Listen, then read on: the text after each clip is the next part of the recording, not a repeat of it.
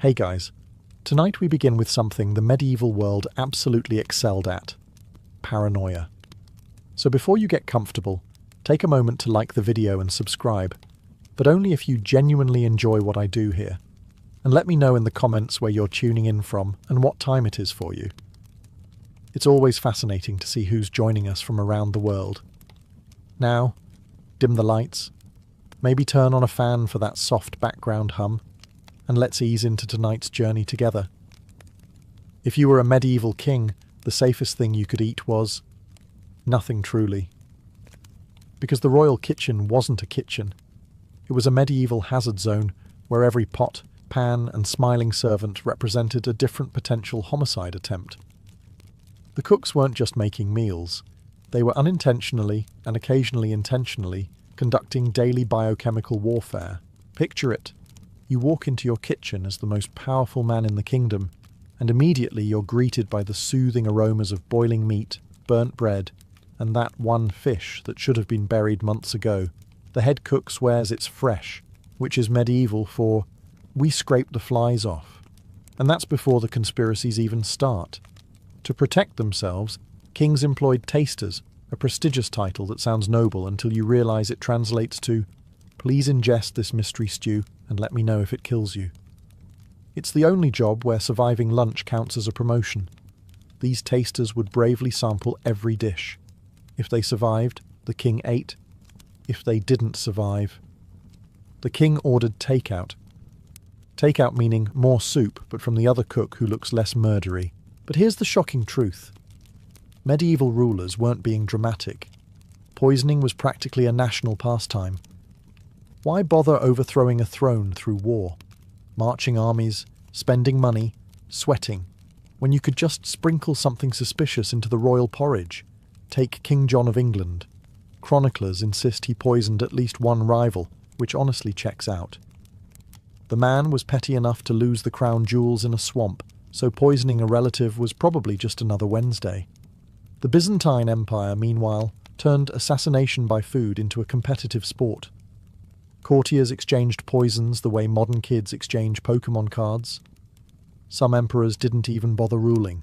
They just waited for dinner, dramatically clutched their stomachs, and let the next cousin take over. Even the papal kitchens weren't safe. More than one cardinal conveniently dropped dead right before an election. Chroniclers blamed the will of God, which is medieval for, "Please do not ask questions about what is floating in the wine." So yes, kings were paranoid. But honestly, not paranoid enough. Every royal meal was a conspiracy theory waiting for confirmation. Every bowl was a threat, every spoonful a cliffhanger. In medieval Europe, survival wasn't about courage, or strength, or divine blessing. It was about having a taster who really loved you. Medieval Europe had two great fears: anything that moved in the woods after dark, anything that moved in the woods after dark while singing. Which leads us directly to the era's juiciest conspiracy theory. Secret pagan cults hiding in the forests, practicing forbidden rituals under the moonlight, probably barefoot and definitely unwashed. Villagers swore these groups existed. The church swore these groups existed. Local cats probably swore these groups existed. And unfortunately for the Middle Ages, this conspiracy was absolutely true. But before you imagine robed sorcerers summoning demons, picture something far more historically accurate. A handful of exhausted peasants sneaking into the forest to chant old songs, burn herbs, and desperately hope the crops stop failing. Medieval life was stressful. You spent half the year starving, and the other half trying not to die from weather. If lighting a candle in the woods and whispering to the old spirits brought comfort, people were going to do it. And they did. These groups weren't sinister. They were more like illegal support groups with slightly better incense. But the church saw things differently. Anything not stamped approved by Rome was automatically a satanic plot.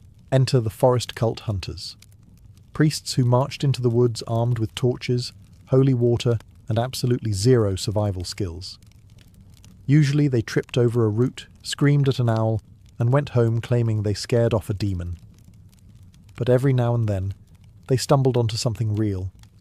stone circles locals still used, burned bundles of herbs in weird patterns, carved symbols older than Christianity, half a dozen peasants who really did not want to discuss their hobbies. The most famous of these secret groups were the Benandanti in northern Italy, people who literally said they left their bodies at night to fight witches and protect their crops. And the wild part? They believed it. The church interrogated them expecting demonic confessions, and instead got medieval Avengers roleplay. Then there were the forest magical healers, women and a few men, who used herbs, salves, moonlight rituals, and maybe some light chanting to treat illness. Herbalism wasn't illegal, unless you were good at it. Then suddenly it was devil magic. So yes, the whispers were true. Medieval Europe did have secret pagan cults hiding in the trees. Not evil. Not monstrous. Just very committed to not letting the church ruin their vibe. If you grew up imagining medieval monks as peaceful men quietly copying books and baking bread, I'm sorry to inform you that some of them were basically the CIA in robes. While villagers prayed, nobles schemed, and kings worried about their soup, the monasteries were conducting a very different kind of holy mission: information gathering. And yes, that's medieval for spying. The church, being the single largest institution in Europe, needed eyes everywhere. And who better than monks? They were literate, quiet, and already trained to observe human sin with the intensity of a judgmental cat. They travelled between monasteries, collected gossip disguised as confessions, and wrote everything down in neatly organised manuscripts. One could call them historians, but the more accurate term is intelligence analysts with better handwriting. The Dominicans were the worst offenders, or the best, depending on how much you enjoy organised paranoia. Their whole order was founded on rooting out heresy, which meant interviewing villagers, intercepting letters, and watching people a little too closely. If a medieval man sneezed near the wrong scripture, a Dominican friar magically appeared asking follow-up questions. Monastic travellers made excellent spies. They moved freely through kingdoms, carrying letters nobody dared inspect, because nobody wanted to go to hell for harassing a monk. Many kings secretly paid monks to report on court scandals, troop movements, and whether their nobles were planning a suspicious feast. It was the medieval version of a subscription service. Things became even more interesting with the rise of the Inquisition. Suddenly, the church had an entire institution dedicated to gathering incriminating information. Monks interviewed heretics, interrogated locals, and wrote down the juiciest rumours to send up the chain of command. Some reports were very serious: political uprisings, illegal pagan rites, hidden rebellions. Others read like medieval gossip magazines. Brother Gregory reports that the shoemaker's wife was seen at night carrying suspicious herbs. Possibly witch. Further surveillance needed. Not all monks were involved in spying, of course, but enough were that people began to notice. Villagers whispered that the monasteries knew everything, and they weren't wrong. A monk could walk into a town, buy bread, ask 3 polite questions, and suddenly know more about your marriage than your spouse did. So yes, the conspiracy was real. Behind the chanting and the candles, medieval monasteries ran a quiet, continent-wide network of information, secrets, and surveillance. And unlike most medieval institutions, it actually worked. It turns out the most dangerous weapon in the Middle Ages wasn't the sword, or the crossbow, or even poisoned stew. It was a monk with a very good memory. If you asked a medieval European what the Knights Templar were up to, they'd probably whisper something like, "Oh, you know, guarding treasure, hoarding secrets, worshipping mysterious heads, controlling kings, threatening the Pope, inventing banking, summoning demons, normal knight stuff." Medieval people loved a dramatic conspiracy, and the Templars were their favourite target. The best part? Some of it was actually true. The Templars began as a small group of knights sworn to protect pilgrims. Noble, holy, admirable. But then they experienced a terrible curse. They became successful. Within a century, they were so powerful that kings had to schedule their paranoia around them. The Templars owned castles, land, fleets of ships, and more money than half of Europe. They were essentially a medieval combination of the Navy SEALs, the Federal Reserve, and that one cult your aunt keeps researching online. And with great power comes great suspicion. Rumours spread that the Templars guarded a massive treasure hoard. Unfortunately for Europe, this part is true. They were the first to create a Europe-wide banking system.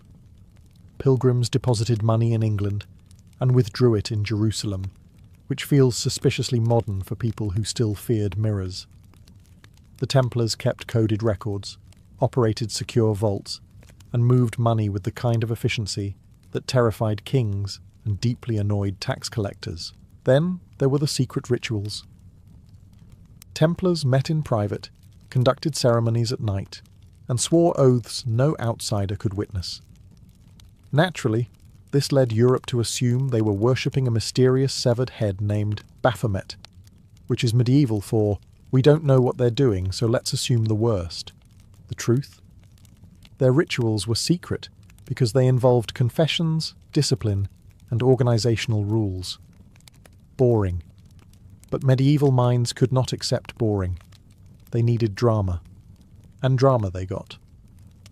King Philip IV of France, perpetually broke and very talented at blaming other people, decided the Templars were heretics, which is medieval for, I want your stuff.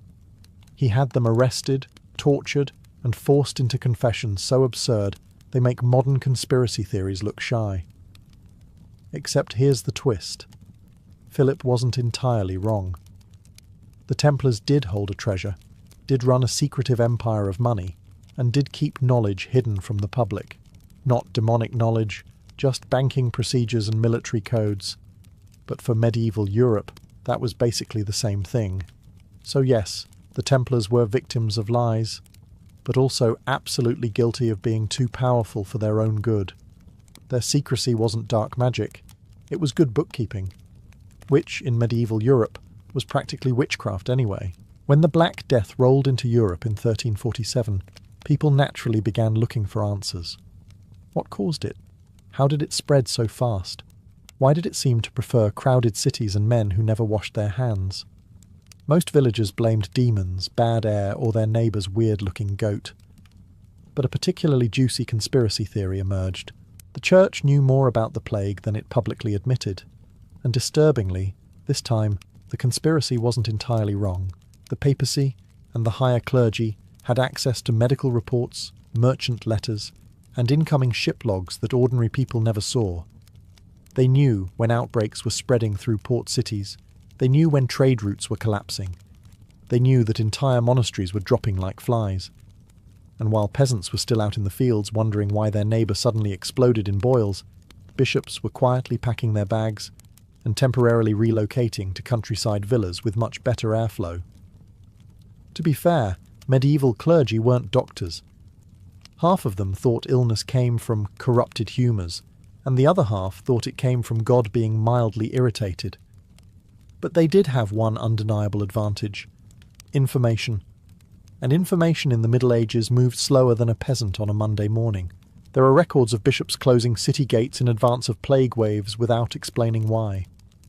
Monasteries locked themselves from the inside. Clergy warned each other in coded letters with phrases like, "The ship brings dark tidings," which is medieval for, "Do not go outside. Everything is on fire." Even more suspicious were the quarantine orders. Some were issued before the plague visibly reached the region, meaning someone, somewhere, knew something. Merchants noticed it too. Venetian traders wrote about strange warnings from church officials, telling them to avoid certain ports a week before the plague erupted there. That's not divine prophecy. That's insider trading with extra steps. Meanwhile, the official advice given to the public was less helpful. People were told to repent, pray harder, burn aromatic herbs, or avoid excessive joy.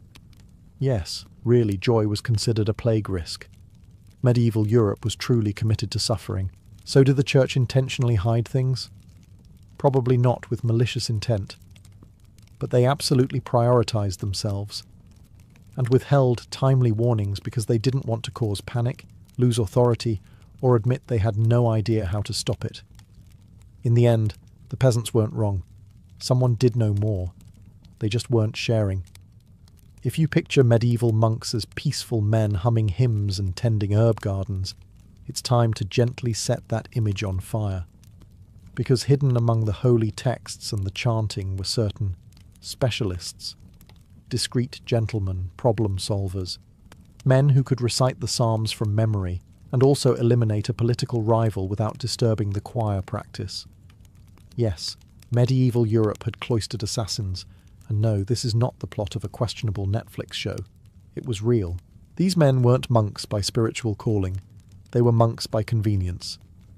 Joining a monastery gave you shelter, food, legal protection, and the ability to travel between kingdoms without anyone asking why you had a suspiciously heavy bag.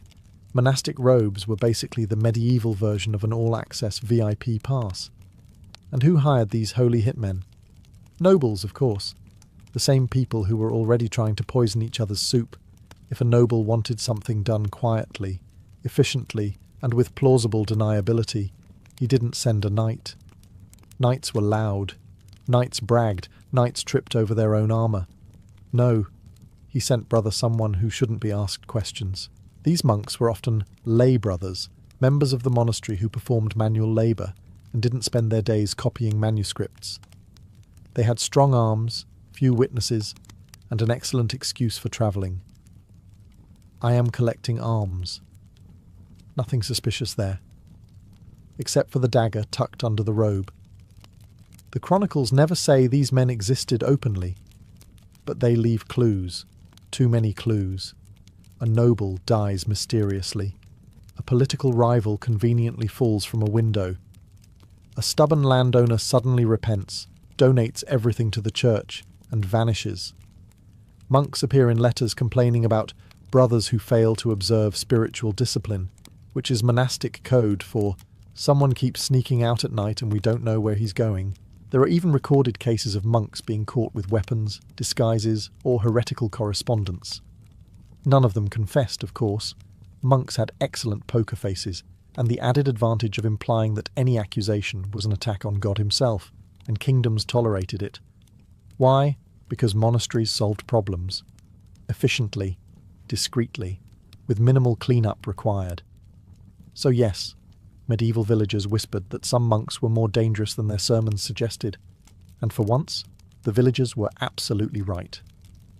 Behind the candles and the psalms, some monasteries housed men who could pray for your soul and send you to meet God personally. When people think of witch hunts, they imagine the 1500s and 1600s. Bonfires, pointy hats, angry men yelling about Satan hiding in their goat. But the truth is that secret witch hunts were happening long before they became fashionable. Medieval Europe didn't wait for the Renaissance to start panicking. They were already terrified, and already correct about some things. Before the official witch craze, villagers spoke in whispers about wise women gathering herbs at night. These were not broom-flying sorceresses. They were the local healers, midwives, and unofficial therapists. The people you visited when you couldn't afford a doctor, which was always because doctors in the Middle Ages mostly recommended bleeding you to death.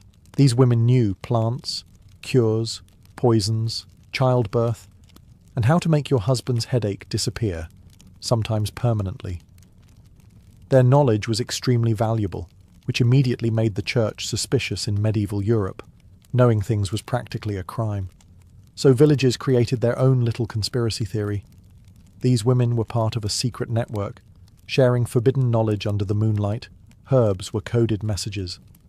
Knotted cords were symbols of protection.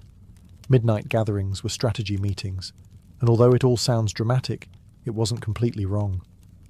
There were networks of healers who trained each other, passed down knowledge, and shared dangerous remedies quietly so the church wouldn't accuse them of witchcraft.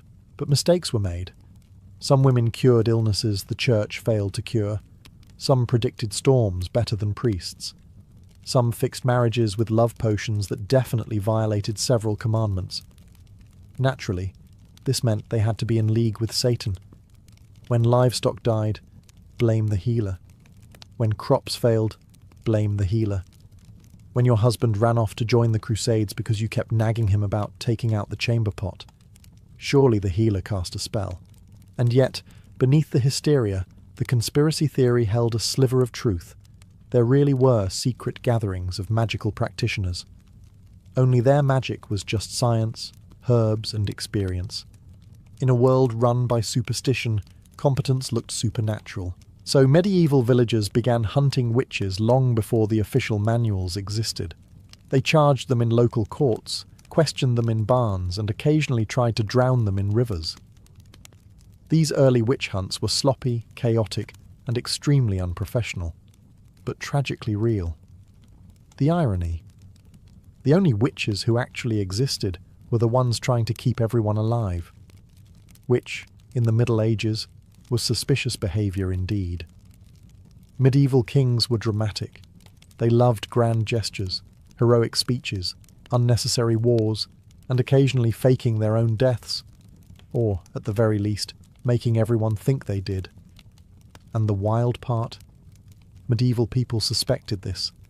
They whispered about it in taverns. They passed rumours down through generations, and in at least one deliciously messy case, their conspiracy theory wasn't entirely wrong.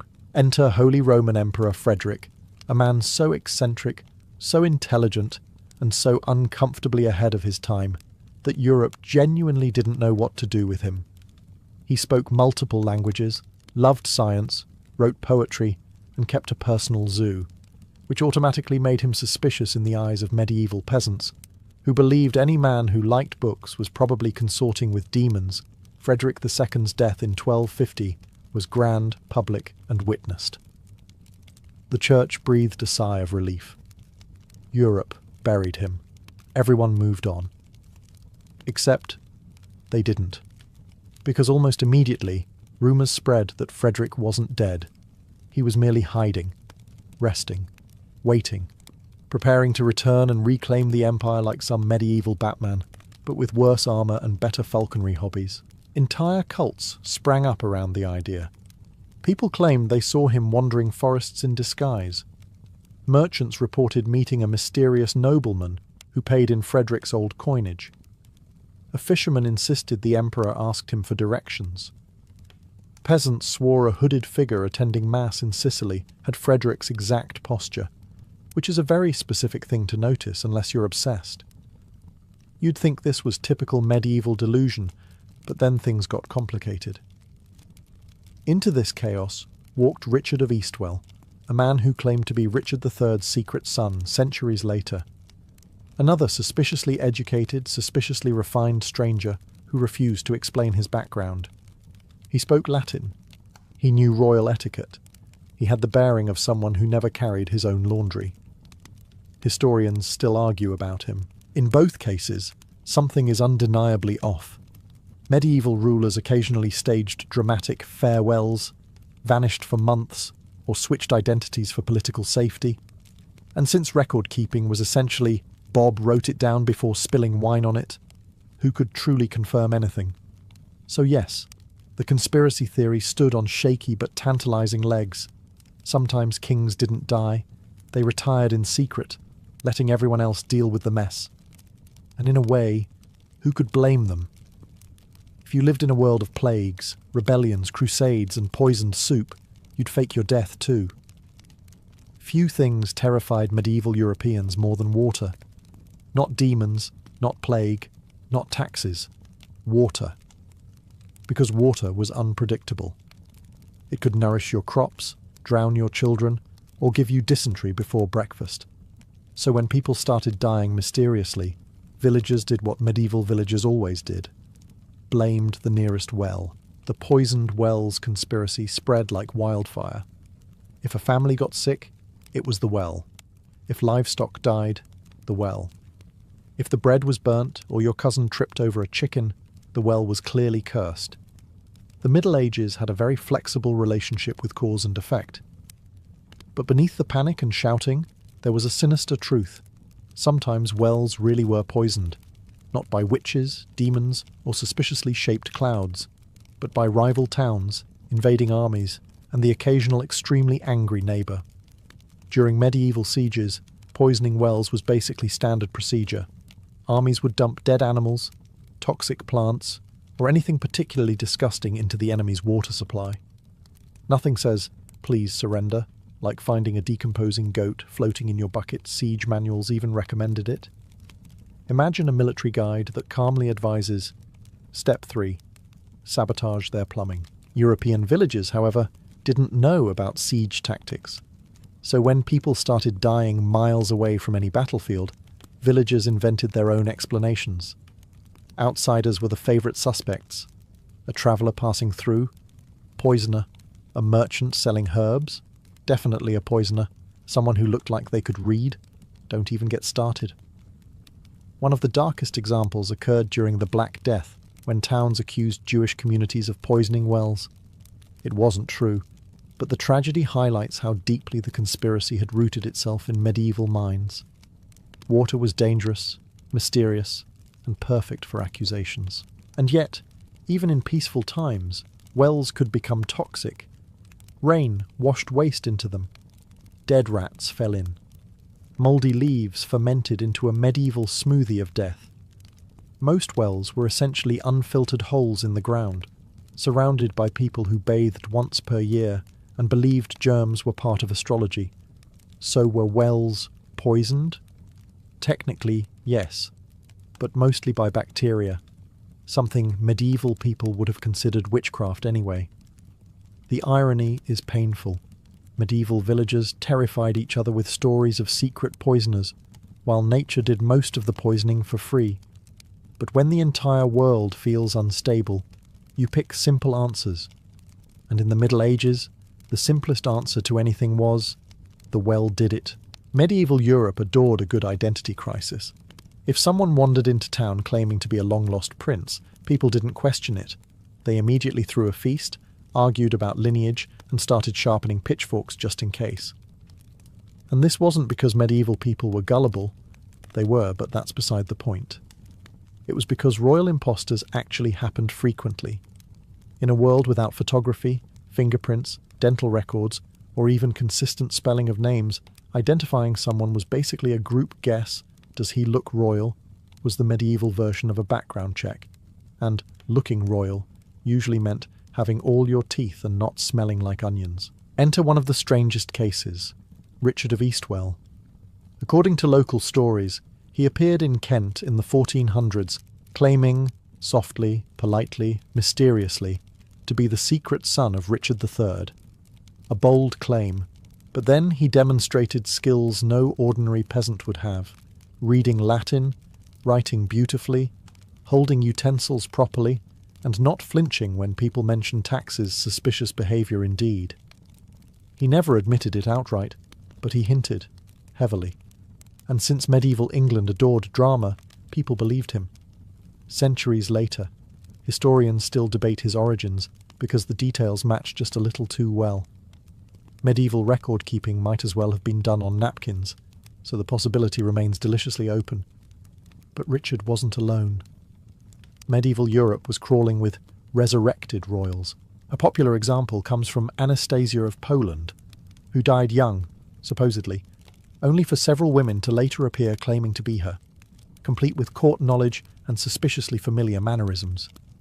Entire regions went to war over whether someone was or was not a princess, because nothing says healthy governance, like a battlefield full of men yelling, "That's definitely her," while having no idea what she looked like.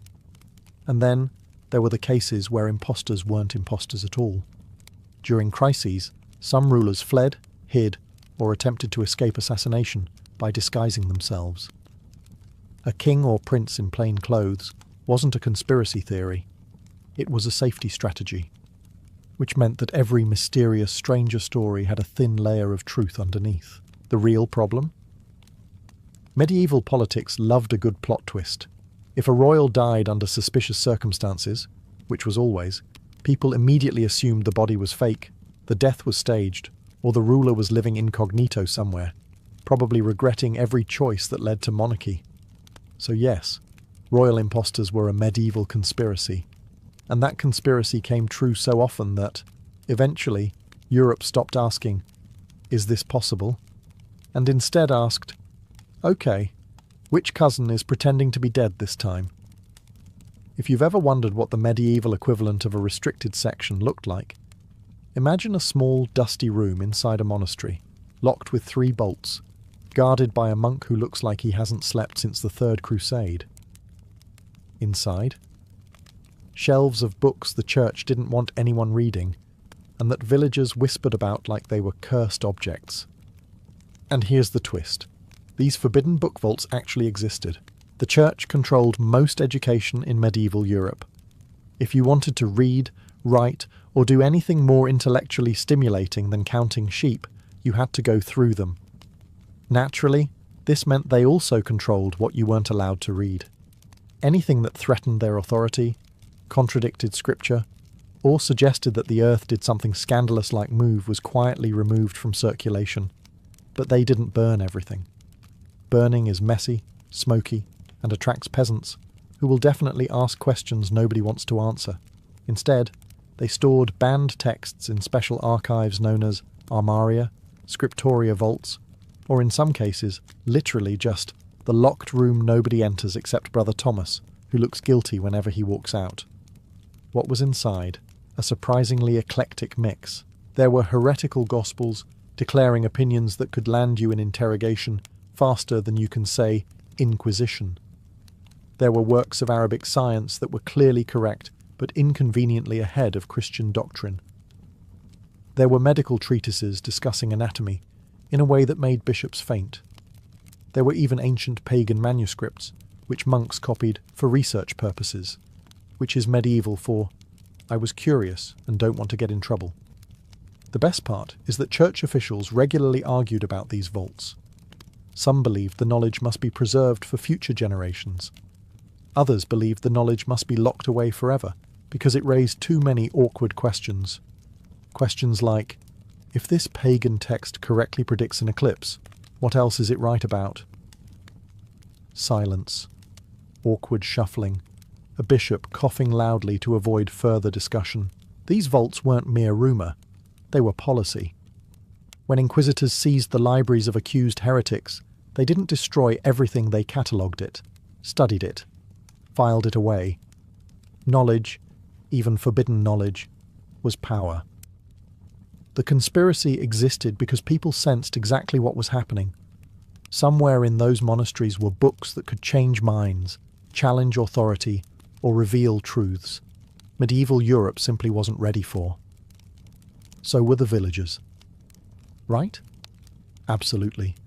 Behind the incense, behind the chanting, and behind the locked oak doors, the church kept a carefully curated treasure trove of knowledge. And like all treasure in the Middle Ages, the best way to protect it was to pretend it didn't exist.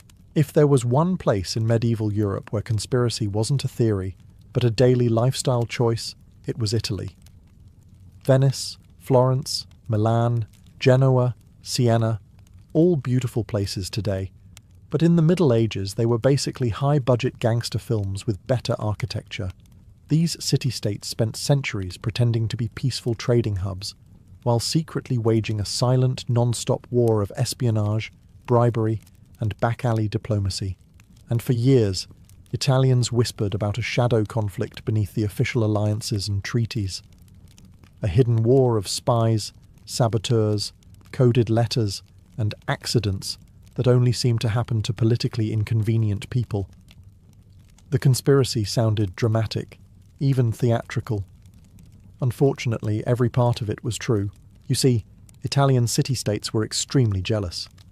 If Florence made money, Siena had a crisis. If Venice signed a trade deal, Genoa threw a tantrum. If Milan built a tower slightly taller than their neighbours, a feud erupted that lasted 3 generations. These places competed in everything: commerce, banking, architecture, fashion, assassinations. Yes, assassinations counted as cultural achievements. Out of this chaos emerged one of the most sophisticated espionage systems in medieval Europe. Venice especially was legendary. The Venetian government created an entire secret intelligence council, complete with coded messages, financial surveillance, diplomatic intercepts, and a network of spies sprinkled across Europe like paranoid confetti. Their enemies feared them. Their allies feared them. Even Venetians feared them. Venice also had the infamous Bosch di Leone, public drop boxes where citizens could anonymously report conspiracies, crimes, or that their neighbour was acting suspiciously Italian. These messages were reviewed by a secret council that decided what needed to be investigated, discouraged, or quietly eliminated. Italy didn't invent the deep state. It simply gave it better outfits. Meanwhile, Florence had its own spy network, staffed by the Medici family, who were so wealthy they probably could have bought the concept of honesty, and still said, maybe later. Florence specialised in bribery and banking manipulation. Milan specialised in intimidation. Genoa specialised in naval sabotage. Siena specialised in pretending it was minding its own business, while absolutely not minding its own business. The result was a constant, silent war. No armies marching, no banners waving, just merchants disappearing, letters rewritten, alliances snapped overnight, and treaties accidentally lost in fires. So yes, the conspiracy theorists were right. Italy wasn't just fighting wars, it was fighting all the wars, but quietly, politely, and always with impeccable style. Long before the Da Vinci Code convinced half the internet that Jesus had a secret family living comfortably in France, medieval Europe was already obsessed with holy bloodlines, hidden heirs, and scandalous genealogies. The conspiracy was simple.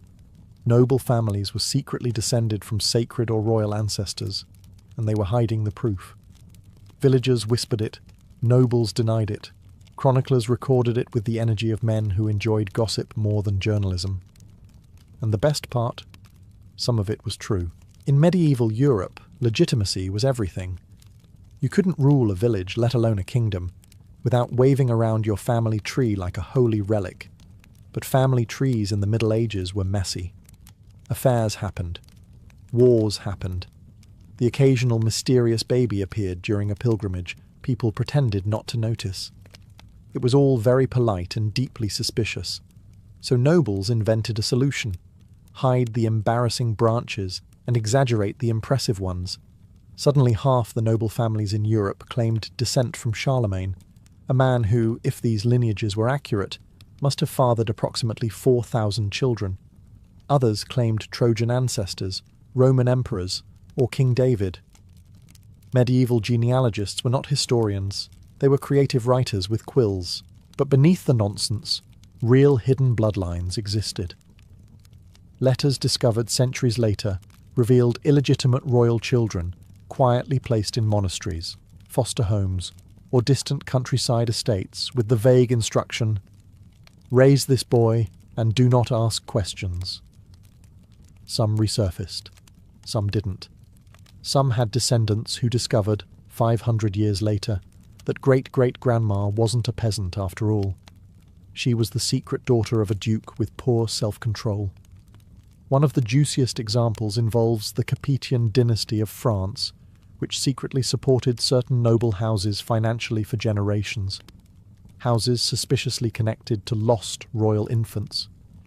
Meanwhile, English chroniclers recorded hidden heirs living under fake names during civil wars, waiting for the right moment to reclaim the throne, which usually meant never, absolutely never. And then there's the church. Monks occasionally wrote irritated notes like, "Another noble child has been entrusted to us, origin unclear," which is medieval code for somebody dropped off a baby again, and no one will tell us whose it is. So was there a conspiracy around holy bloodlines? Yes, but not because they were sacred. They were secret because they were scandalous affairs, hidden heirs, swapped identities, political insurance babies, all tucked away behind thick castle walls. Medieval Europe didn't need mythical descendants of Christ. It already had enough royal drama to last until the apocalypse. When medieval Christians whispered about secret Jewish and Muslim networks operating beneath the surface of Europe, they imagined something dramatic: shadowy conspirators, trading coded messages, plotting rebellions, and coordinating across kingdoms like a medieval Illuminati. Naturally, the church panicked, kings panicked, villagers panicked, and the goats panicked because goats always panic. But here's the twist. Almost no medieval person was prepared for. The networks actually existed, just not for the sinister reasons people imagined. They weren't planning world domination. They were planning survival. During the Middle Ages, Jewish and Muslim communities were frequently persecuted, overtaxed, expelled, or, on particularly stressful Tuesdays, accused of poisoning wells, summoning demons, or staring too suspiciously at bread. So, to avoid extinction, these communities created underground systems of communication and escape, quiet, subtle, and absolutely not meant to overthrow anything except their own misfortune. These networks included safe houses, coded routes, sympathetic merchants, and doctors who travelled in disguise. Entire families fled across borders using pre-arranged signals, a lamp in a window, a scratched doorway, or a phrase like, "Is the pomegranate harvest good this year?" which was medieval code for, "Hello, I am in danger and would like to leave immediately."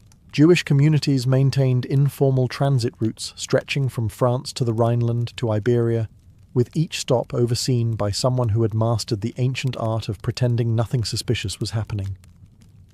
Meanwhile, Muslim communities in Spain and North Africa maintained cross-Mediterranean escape paths, moving fugitives, scholars, and persecuted families with remarkable efficiency. Compared to most medieval institutions, which functioned like a donkey limping through molasses, these networks were shockingly competent. Of course, Christians interpreted this competence as proof of conspiracy. If a persecuted group managed to survive, that clearly meant they were plotting something. The logic was peak medieval. They escaped danger, suspicious, better increase the danger, and yet, behind the hysteria, these underground systems saved countless lives. They preserved knowledge, protected families, and kept cultural traditions alive during centuries of hostility. Some historians even argue they laid the early groundwork for later, more organised resistance movements during the Renaissance. Ironically, the only medieval conspiracy theorists who got this one right were the ones who intended harm. They sensed there was an invisible network, and there was. They simply misinterpreted its entire purpose. It wasn't a threat, it was a lifeline. So yes, the conspiracy was real. But instead of planning the downfall of Europe, these networks were doing something wildly uncharacteristic for the Middle Ages. They were helping people. Medieval Europe officially ran on feudalism. Kings, nobles, peasants, duties, tithes, and taxes that made absolutely no sense to anyone, including the people collecting them. This was the system everyone talked about, the system written in charters, the system priests preached about while ignoring their own financial habits. But beneath that wonderfully dysfunctional surface existed another system.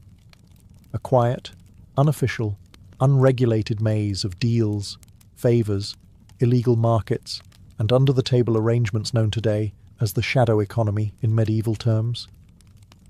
Just how things work, my son. And here's the fun part. Everyone pretended it didn't exist, while simultaneously participating in it daily. The conspiracy went like this.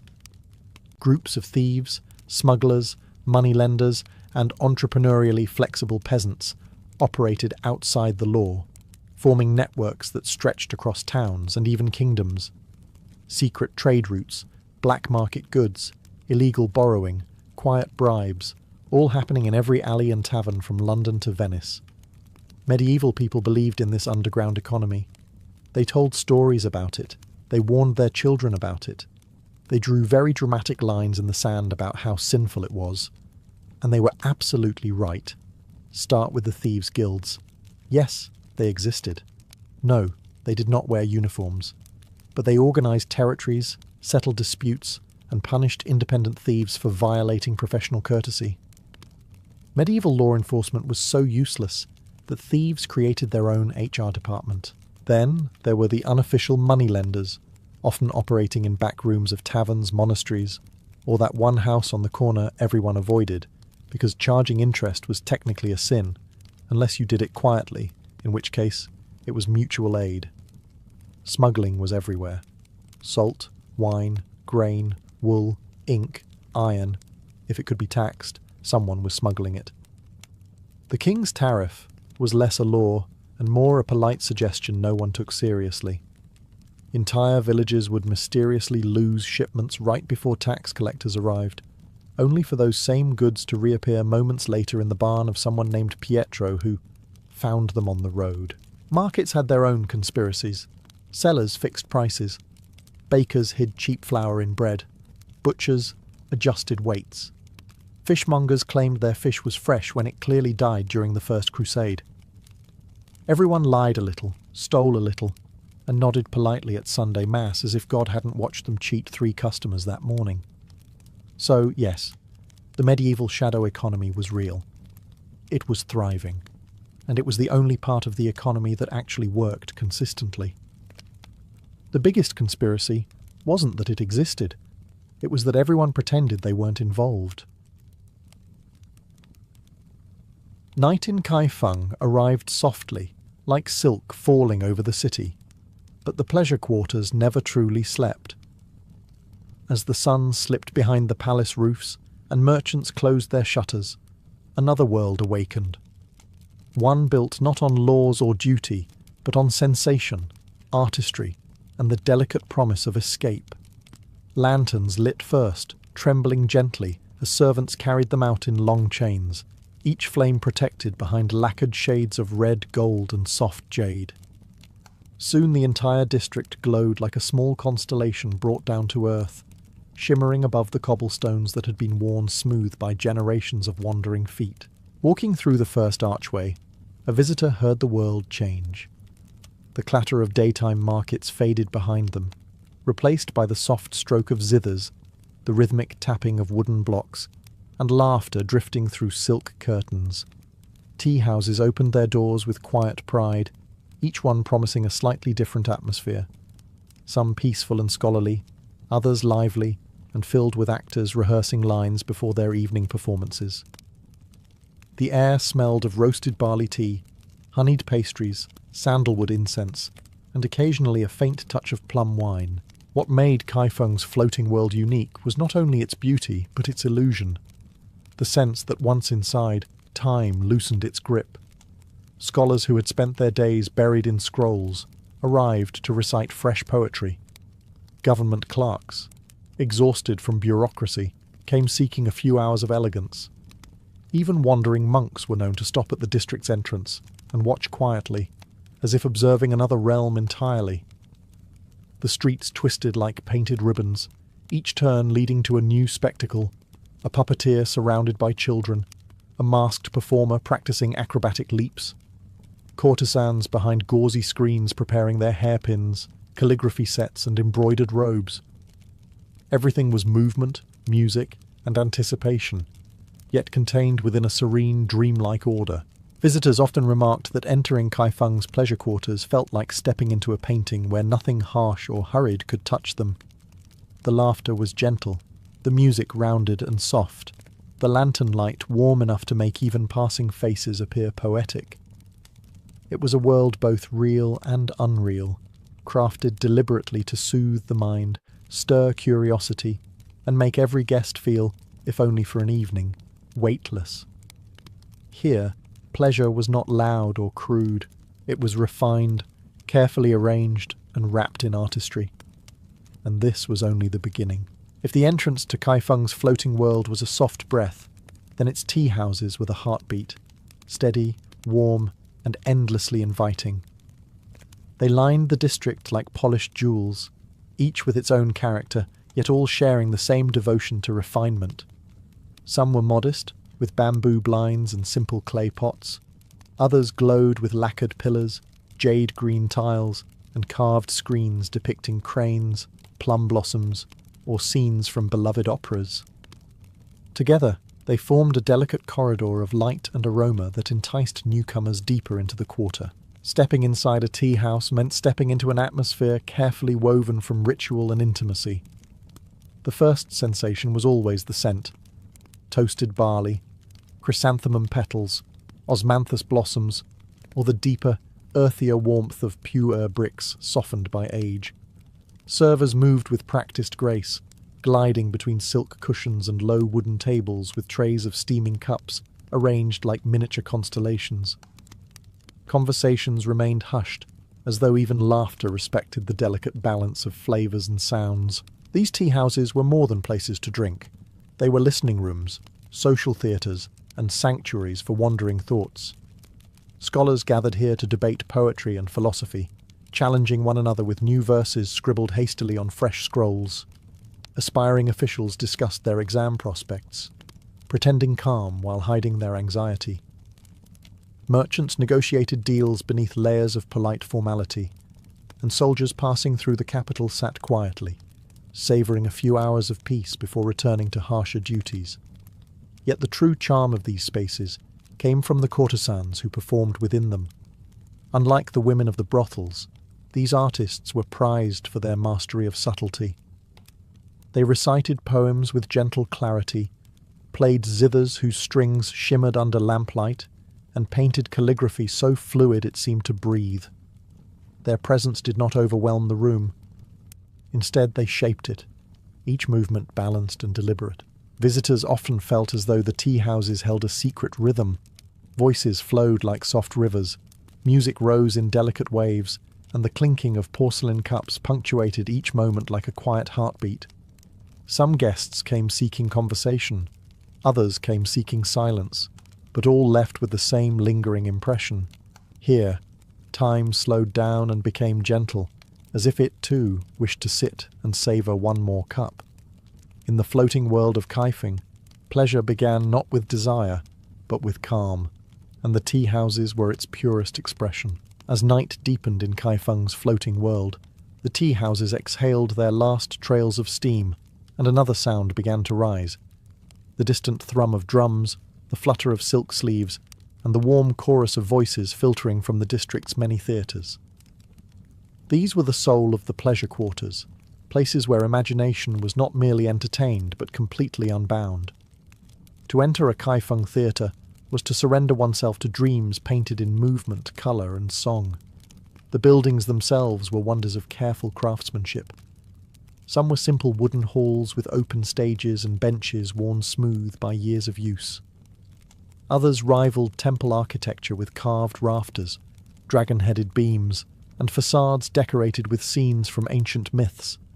Lanterns hung overhead in tiered arrangements, casting a golden glow that softened every contour and turned the audience's faces into floating shapes of anticipation. Inside, actors prepared behind screens painted with plum blossoms and running horses. Their makeup was not merely decoration, but transformation. White powder to smooth the face into an otherworldly mask, bold crimson accents to define emotion, and ink-black lines that could shift an expression with the slightest movement of the eyes. Costumes shimmered in the lamplight. Embroidered robes of turquoise, mustard yellow, snow lotus white, and imperial red, each carrying symbols of the roles they were meant to embody. The performances themselves were a harmony of disciplines, blending poetry, martial arts, dance, and music. A single gesture of a silk sleeve could suggest heartbreak. The twirl of a sword could spark tension like a sudden gust of wind. Musicians sat at one side of the stage, plucking zithers, striking wooden clappers, or coaxing long, trembling notes from bamboo flutes. Stories from the past came alive. Generals torn between duty and love, spirits haunting the mortal world, lovers separated by family honour, immortals descending from clouds painted on backdrop screens. For the audience, the theatre offered escape of the purest kind. Merchants forgot their ledgers. Scholars forgot their exams. Wandering travellers forgot their fatigue. In the pleasure quarters, a well-told story could lift a person out of the weight of their everyday life and place them gently into another realm entirely. When the final note faded and lanterns dimmed, guests emerged slowly, as if waking from a shared dream. And as they stepped back into the glowing streets, Kaifeng's floating world seemed even more magical, as though the performances had seeped into the night itself. In the heart of Kaifeng's floating world, beyond the tea houses and theatres, lived the figures who embodied the district's deepest allure, the courtesans. These were not merely entertainers, nor simply companions. They were artists in the fullest sense, trained from childhood in poetry, music, painting, etiquette, and the delicate, unspoken art of emotional presence. To meet a renowned courtesan was to encounter refinement shaped into human form. Their residences, known as Hua Yuan, flower pavilions, stood quietly behind carved wooden gates. Some were small and intimate, filled with soft cushions, shelves of inkstones, and vases of seasonal blossoms changed daily by servants. Others were grand, with inner courtyards, koi ponds, and moon gates through which lantern light drifted like floating petals. Regardless of size, each pavilion carried the gentle fragrance of incense, cosmetics, and newly brushed silk, creating an atmosphere of tranquil anticipation. A courtesan's charm began long before she spoke. Her appearance was a composition in itself, hair styled into elegant loops and combed smooth with perfumed oils.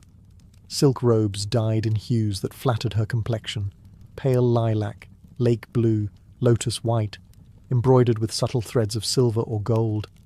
When she moved, the fabrics whispered, soft as breath. When she sat, her posture carried the serenity of someone who understood the power of stillness, but their true art was expression. A courtesan could recite a Tang poem with such clarity that each syllable felt like falling dew. She could paint calligraphy characters so fluid that the strokes seemed to ripple like water. She could play the pipa with fingers so deft that listeners swore they heard not wood and strings, but wind moving through bamboo. Even her conversation carried a gentle rhythm, attentive, thoughtful, never hurried. Visitors sought them not for crude pleasure, but for respite from the world. Scholars discussed verses with them and left inspired officials, worn thin by politics, found comfort in their patience and wit. Young nobles, restless and uncertain, felt steadied by their quiet confidence. A single evening with a talented courtesan could feel like stepping into a sanctuary where one's burdens melted, replaced by calm. Yet beneath their elegance lay an unspoken truth. The life of a courtesan required discipline, artistry, and resilience. Their refinement was not effortless. It was crafted with devotion. And for those who entered their pavilions, the experience remained unforgettable. A moment suspended between reality and beauty, held gently in graceful hands, beyond the flower pavilions, deeper into the dimmer alleys of Kaifeng's floating world, stood the establishments that blended art with intimacy, the refined brothels, known for their elegance rather than excess. These were not places of hurried indulgence, but carefully curated sanctuaries where desire was softened by ritual, conversation, and cultivated charm. Even their entrances spoke of restraint. Carved wooden doors, silk banners that shifted with the breeze, and lanterns whose warm glow promised companionship, wrapped in grace. Inside, the air carried a subtle mixture of incense, powdered sandalwood, and the faint sweetness of plum blossoms arranged in porcelain vases. Rooms were decorated with folding screens painted with cranes or mountain scenes, their colours muted under candlelight. Low tables held calligraphy brushes, wine cups, and instruments waiting for performances. Everything was arranged to slow the visitor's breath, to quiet restless thoughts, and to prepare them for a different rhythm of the night. Unlike the courtesans of the flower pavilions, celebrated for artistry above all, the women of these houses specialized in weaving emotion and comfort. They welcomed guests with soft voices and practiced gentleness, guiding conversations with an intuitive understanding of mood. A guest's troubles were never dismissed. Rather, they were absorbed into the warm atmosphere, becoming part of the evening's quiet unfolding. Wine was served sparingly, never to dull the senses, but to loosen stiffness and open space for genuine presence.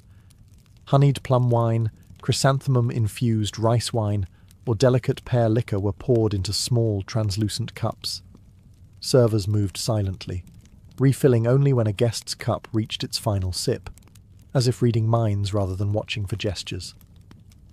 What surprised many newcomers was the emphasis on connection rather than physicality.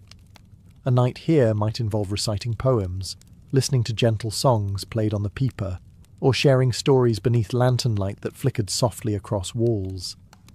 Intimacy, when it happened, unfolded gradually, more like calligraphy than passion, each stroke deliberate, balanced and mindful. For weary officials, lonely scholars, and travellers far from home, these refined brothels offered something essential, a place where one felt seen, not as a title, a rank, or a burdened mind, but as a person. The women, skilled in both empathy and subtlety, created an atmosphere where vulnerability was met with grace. By the time a guest stepped back into the glowing streets, the world felt lighter. Desire had not consumed them. It had soothed them, shaped into gentle companionship by the floating world's quietest artists. Behind the laughter, music, and gentle bustle of Kaifeng's floating world lay spaces very few visitors ever saw, the hidden gardens and moonlit retreats reserved for the truly trusted, the discreet, or the exceptionally fortunate. These secluded courtyards were woven into the pleasure quarters like secret threads, quiet sanctuaries where the night deepened and the world softened into something intimate and dreamlike. Reaching one often required passing through a narrow passageway, its walls lined with bamboo that whispered in the faintest breeze. A carved gate, simple, elegant, and always half-shadowed, opened into a courtyard bathed in pale moonlight. Here, the noise of the city disappeared as if caught by unseen hands. The air cooled. The scent of night-blooming jasmine and damp stone replaced incense and wine. These gardens were designed with purpose, not to impress through grandeur, but to soothe through harmony. Small koi ponds reflected the moon, their surfaces occasionally broken by a ripple as fish glided beneath lotus leaves. Rock formations were arranged with the same precision found in classical painting, each stone chosen not for size, but for its ability to balance the space. Pebbled paths curved gently, avoiding straight lines, as if to encourage wandering rather than arriving. Pavilions stood at the edges, their lattice windows glowing faintly with candlelight. Inside, low couches were set with embroidered cushions, scrolls lay open on lacquered tables, and teapots released steady curls of steam. These retreats were not built for revelry. They were built for quiet conversation, unhurried reflection, and the kind of companionship that needed no performance. Courtesans often brought their closest patrons here, not for intimacy in the traditional sense, but for something far rarer, sincerity. Away from the eyes and expectations of the district, masks often fell away. Officials spoke of their doubts, scholars confessed fears the exams never allowed them to express, and wanderers told stories the roads had forced them to keep to themselves. The women, skilled in reading the undercurrents of emotion, listened with patient awareness. Sometimes a peeper was played so softly that the notes seemed to float rather than echo. Sometimes only silence filled the space, shared comfortably between two people watching the lantern light tremble on the pond's surface. And sometimes, when the moon was high and the jasmine scent strongest, guests felt as though they had stepped entirely outside the world. These hidden gardens were the floating world's quiet heart, places where pleasure transformed into peace, and where the night itself seemed to pause to listen. In Kaifeng's floating world, music and calligraphy were not simply pastimes. They were languages, refined expressions that revealed the inner rhythm of the night. While visitors often arrived seeking conversation, comfort, or performance, many found themselves unexpectedly captivated by these quieter arts. They formed the backbone of the district's emotional landscape, turning fleeting evenings into memories that lingered like ink on silk. Music came first, drifting through the pleasure quarters like a soft breeze. The pipa,